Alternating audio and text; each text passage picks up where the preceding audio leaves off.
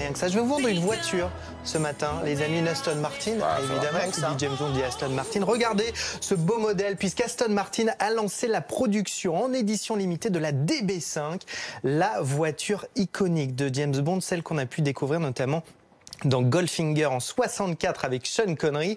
Évidemment, qui dit voiture de James Bond dit tout équipé, dit quelques options et quelques gadgets. Regardez ce qui est inclus dans cette version de l'Aston Martin. Vous allez avoir au choix la machine à fumer. Ça peut être quand même pratique si vous êtes en course-poursuite. Le canon à huile. Alors là, dans la démo, malheureusement, ce n'est que de l'eau.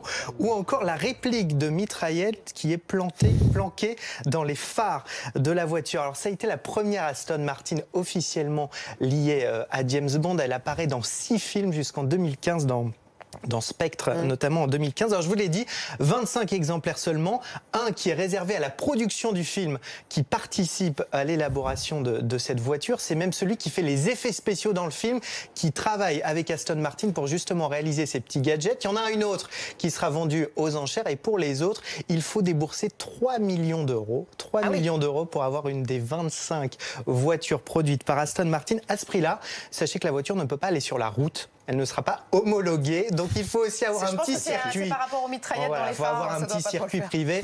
Et Aston Martin précise qu'il n'y a pas non plus le siège éjectable qui est dans les films, mais il paraît que si vous insistez, à 3 millions, on vous le fait. Pierce Brosnan, qui fut James Bond, a 66 ans aujourd'hui. Il est né le même jour que l'Express. Voilà, la boucle est bouclée, formidable. Bon anniversaire l'Express et bon anniversaire Pierce Brosnan surtout.